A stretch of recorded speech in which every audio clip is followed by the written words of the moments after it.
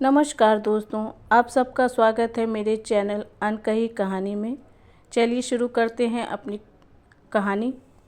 एक गांव में जहां सुबह सूरज तो निकलता पर बेटियों के लिए कभी नई सुबह नहीं होती। बच्चे स्कूल जाते लेकिन लड़कियों के लिए स्कूल जाना गुनाह माना जाता। इसी गांव में जन्मी सपना, एक मासूम सी लड़की जिसके दिल में किताबों के लिए प्यास थी। वह हर रोज़ दरवाजे से झांक कर देखती कि उसके उम्र के बच्चे स्कूल बैग लेकर जाते। वह चाहती थी कि उसके हाथ में भी किताब हो, पर उसके हाथ में हमेशा झाड़ू, बर्तन और रोटी बेलने की जिम्मेदारी थाम दी जाती थी।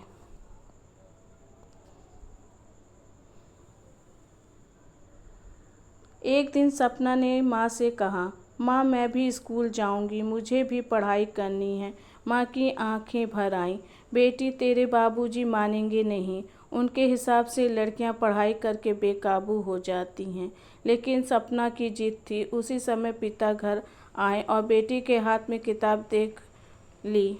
सपना ने डरते डरते कहा, बाबूजी क्या पढ़ना सिर्फ लड़कों का हक है? क्या मैं कुछ नहीं कर सकती? पिता ने गुस्से से किताब को आंख में झोंक दिया। घर में खामोशी छा गई। सपना के आंखों में आंसू बहे और उसके दिल में आग सी जल गई। रात को सब सो जाते तो सपना मिट्टी का दिया जलाकर भाई की पुरानी किताब पढ़ती। कभी टॉर्च लेकर अक्षरों को पहचानती।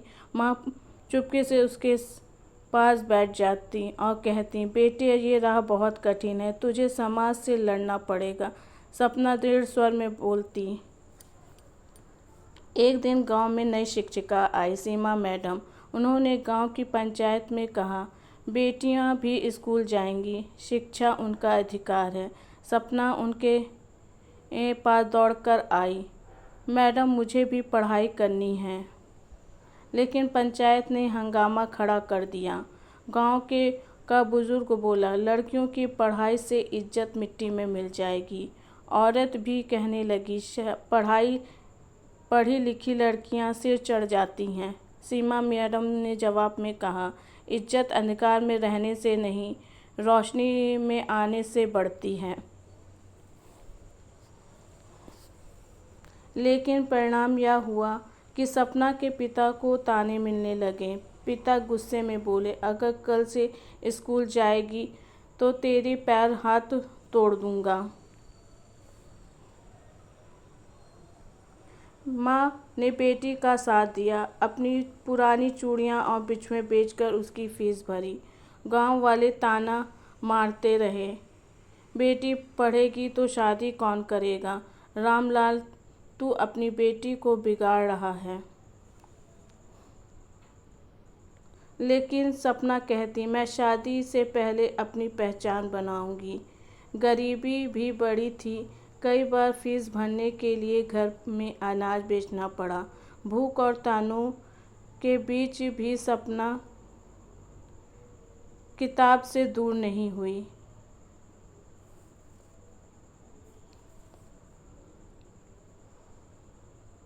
आखिरकार हाई स्कूल की परीक्षा आई। पूरे गांव की नज़र उस पर थी। देखते हैं लड़की पास होती है या नहीं। सपना पूरी रात पढ़ाई करती रही। नतीजे का दिन आया। गांव में ढोल नगाड़े बजे, अखबार पे सुर्खियां बनी, गांव की बेटी ने कमाल कमाल कर दिया, जिला टॉपर। रामलाल अखबार पढ़कर रो पड़ा। उन्हीं हाथों ने जिन्होंने कभी किताब जलाई थी, आज वही हाथ बेटी का माथा चूम रहे थे। ये मेरी बेटी है, मेरी शान, पिता गर्व से सबको कहते। गांव वाले शर्मिंदा थे। धीरे धीरे उन्होंने अपनी बेटियों को स्कूल भेजना शुरू कर दिया। सपना ने पढ़ाई जारी रखी। सालों बाद डॉक्टर बनकर गांव लौटी। पहला अस्पताल खोला। माँ उसकी सफ़ेद कोट पहनते हुए कहा, आज तूने साबित कर दिया कि बेटियां किसी से कम नहीं। सपना ने गांव वालों से कहा, अगर एक बेटी को पढ़ाई का हक मिले तो पूरे समाज को रोशनी कर सकती है।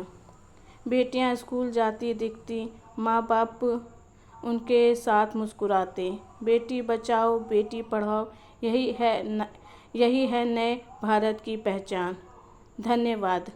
अगर आपको मेरी ये कहानी अच्छी लगी हो और आप चाहते हैं कि मैं ऐसी नई नई कहानियाँ आप लोगों को रोज़ सुनाऊं, तो मेरे चैनल को सब्सक्राइब करना मत भूलिएगा और साथ ही साथ बेल आइकन भी ज़रूर दबाइएगा